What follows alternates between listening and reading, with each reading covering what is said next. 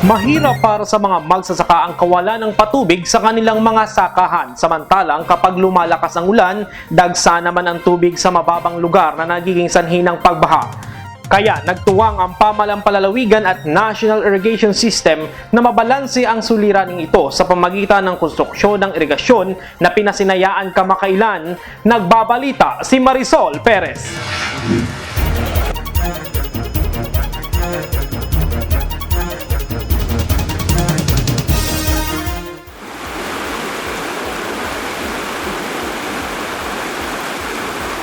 Pinasinayaan noong Pebrero 26 ang may 2 kilometrong konkretong irigasyon sa may barangay Apitong, Nauhan.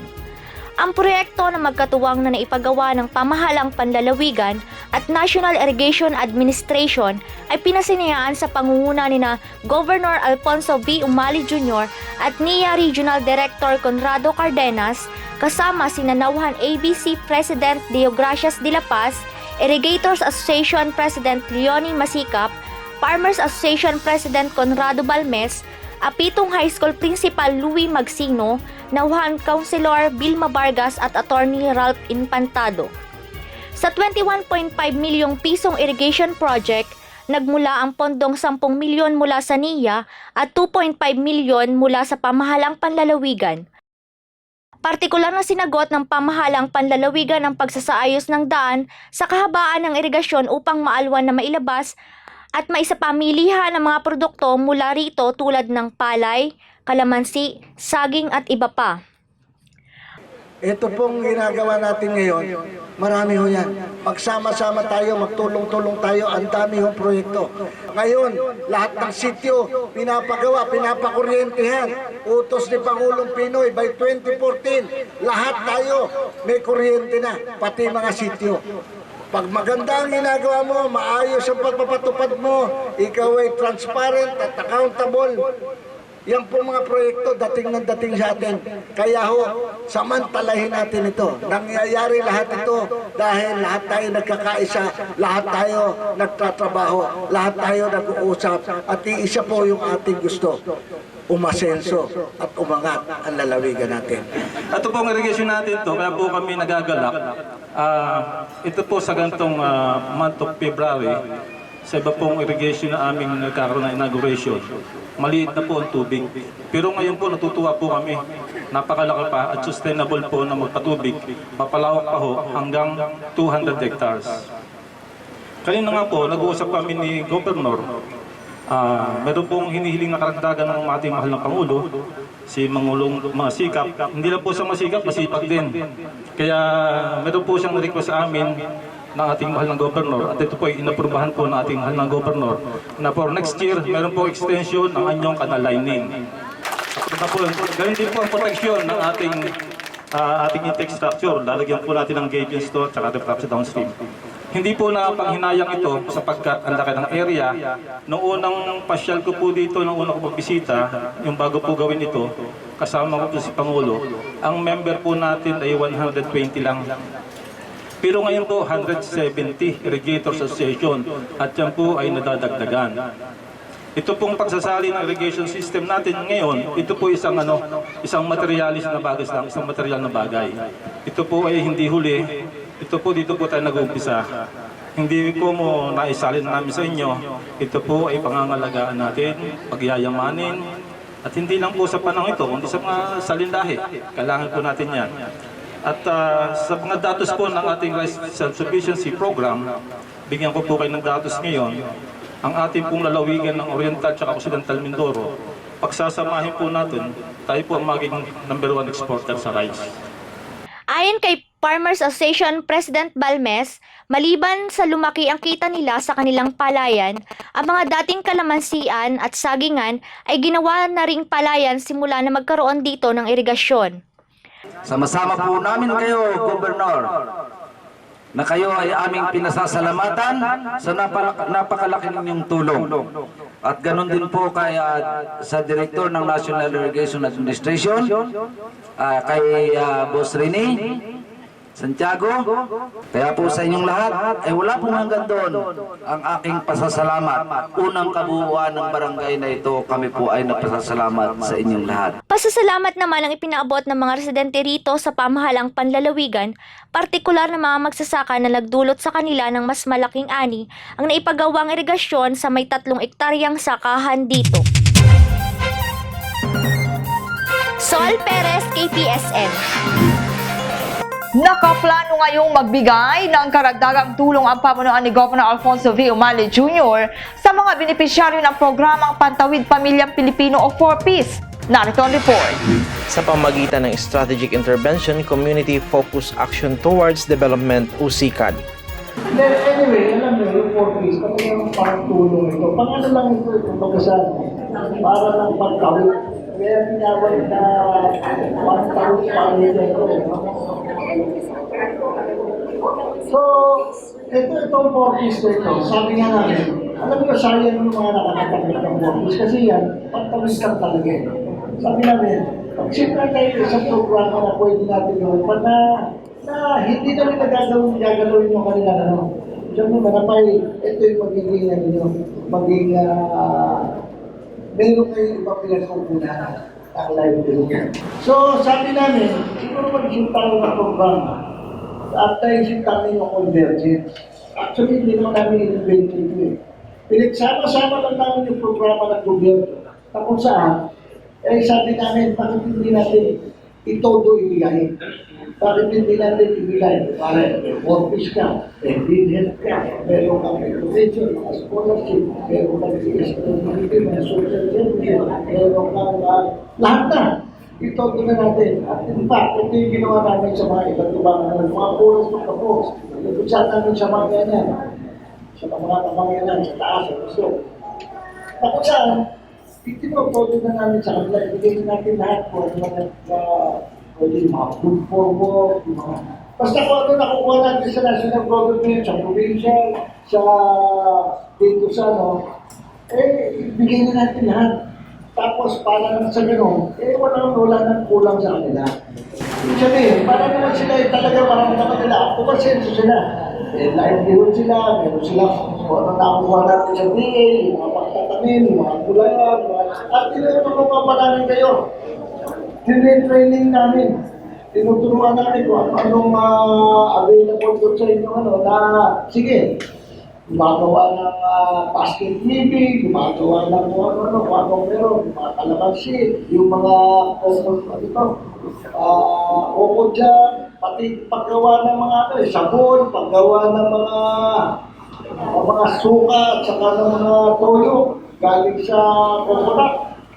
So, lahat ko inaano natin, nag-training kami nito. Layunin ng programang ito na maliban sa 1,400 pesos na maximum na natatanggap ng 4Ps beneficiaries na ayon sa gobernador ay hindi gasinong sapat sa panggastos ng isang pamilya, mainam anyang may alternatibong hanap buhay pa rin ang mga ito.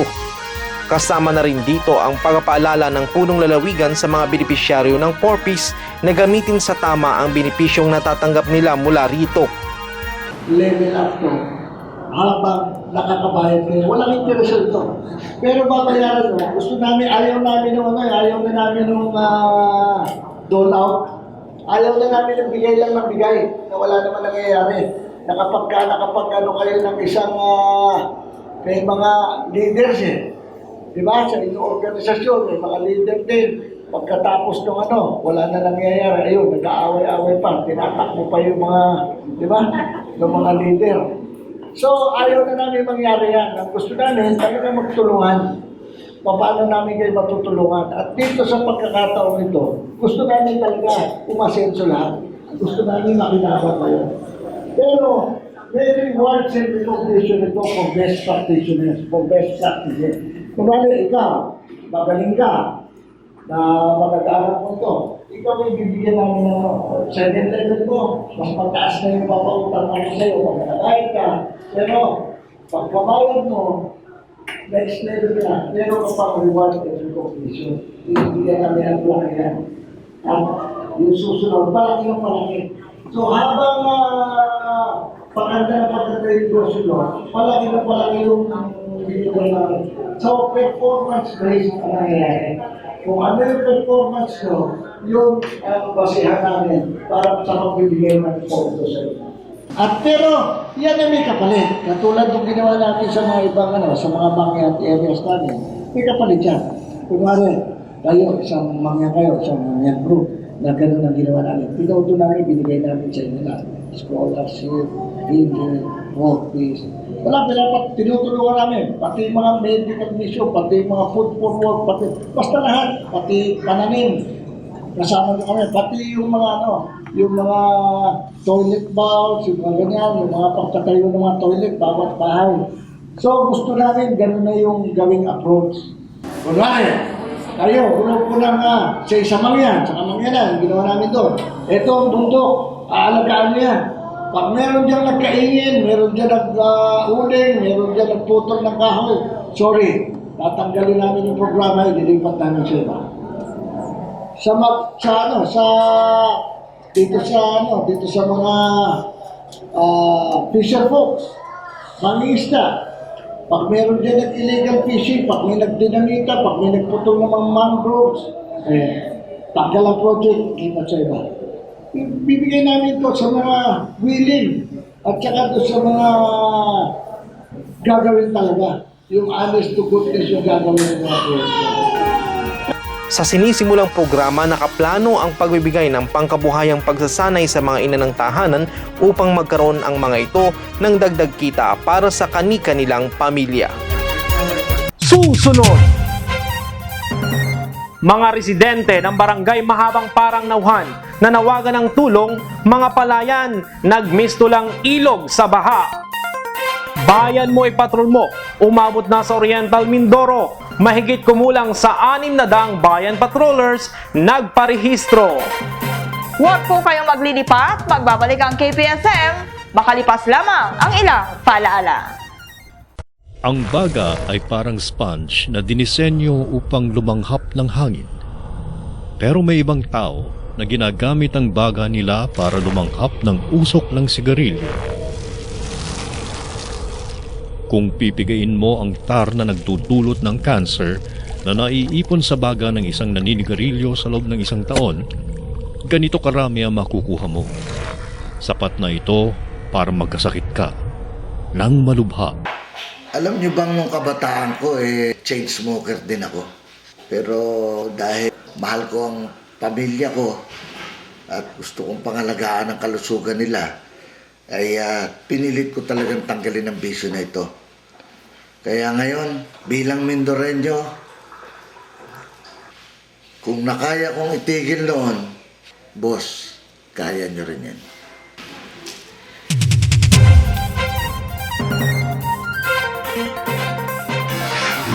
Batid natin na hindi lang iisang barangay ang binabaha kapag malakas at tuloy-tuloy ang pagulan. Subalit kapag uminit naman na ang panahon, madali rin naman itong humihigkat. Pero kakaiba po ang barangay ng Mahabang Parang sa Nauhan.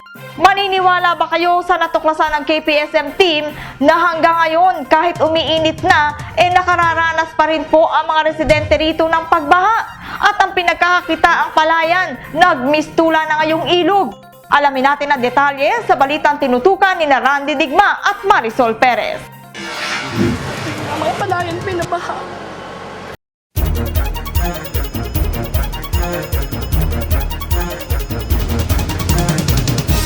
Dahilan sa pagkasira ng baybaying ilog ng Barangay Mahabang Parang Nauhan, nakakaranas ngayon ang naturang barangay ng mga pagbaha.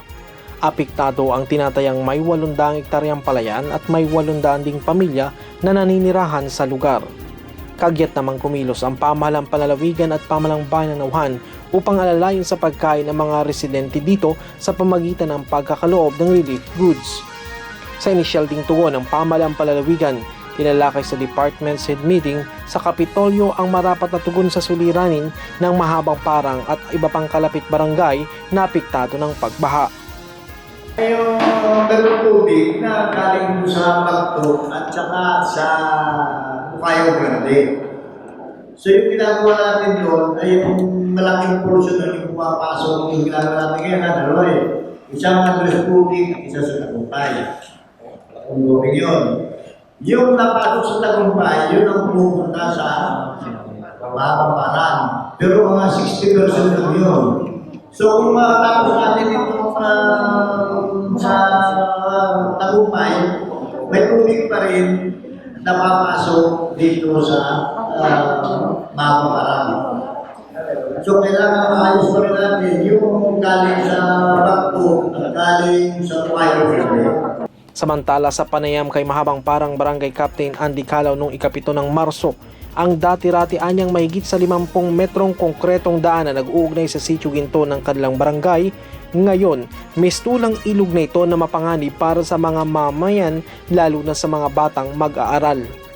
Sanhian niya ito ng paglihis ng daloy ng tubig mula sa ilog patungo sa malawak na palayan na sakop ng mga Sitio 1, 3, 4, Ginto at Labak. Nagsama-samaan niya ang tubig na nagmula sa mga ilog ng Ibulo, Aglubang River at Bukayaw Grande kung kaya mas malaki ang volume ng tubig na pumasok sa gitnang bahagi ng kanilang barangay. Matatandaan niyang nagsimula pa ang pagbaha sa kanilang lugar noong Enero at 3 na tumagal hanggang Pebrero at 6. Pagkatapos nito, nasundan pa na muling pagbaha noong Pebrero at 21 na tumagal hanggang sa kasalukuyan. Ang Mahabang Parang Elementary School, ayon sa mga guro dito, ay pansamantala ding hindi magamit ang kanilang paaralan dahil sa banlik at pagkasira ng kalang gamit sa pagtuturo. Bagamat sila ay nahihirapan sa kalang kalagayan, tuloy pa rin ang kanilang regular na klase kung saan nagsisilbi nilang lugar sa pagtuturo ang tahanan ni Madam Belia Ebrio na isang guro sa naturang paaralan. Kung kaya nanawagan sila sa kinaukulan lalo na sa pamahalaang panlalawigan at sangguniang panlalawigan upang sila ay maalalayan.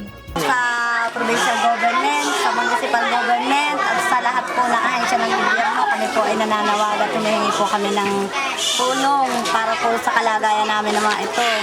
Ang mga bata po, ang mga aklat po nila, at mga gamit, notebook, papel, yun po ay hindi lang sa school nasira, pati po sa kanilang bahay dahil ang iba po sa kanila ay inabot ng tubig ang loob ng bahay. Ang request din po namin, makapag-feeding po kami sa kanila dahil ang iba pong mga bata nga ay pumapasok ng hindi pa kumakain. Ganun din po, malapit na rin po ang graduation. Dati po kami 37, ngayon po gaya kanina, pinakaano po yung mga 21, 22. Ako po ay nananawagan na sa ating gobernador, sa ating vice na matulungan ang Barangay Mahabang Parang. Una na po sa mga bata. Malaki po ang pangailangan sa pagkain, sa pananamit, at ang mga palayan pinabaha. Sa ngayon, tuloy-tuloy ang inisyatiba ng Barangay Mahabang Parang sa pagtutulungan ng barangay officials at mga mamamayan dito upang malampasan ang pagsubok na kanilang nararanasan kasabay ng kanilang panawagan sa pamahalaan na sila ay matulungan. Ako po ay nananawagan sa pamahalaan ng sa pamamagitan ng aming pamahalang bayan, sa pamahalaang panlalawigan, na makarating sa kinauukulan sa pamahalang nasyonal na ang aming barangay ay higit na matulungan sa ibayo sa mas mabilis na aksyon para po sa aming dinaranas na pagbaha. Sapagkat ang amin pong ikinatatakot sa ngayon ay kung bagaman po at sa panahon ngayon ay summer na sa ibang lugar, dito po sa amin ay hindi pa.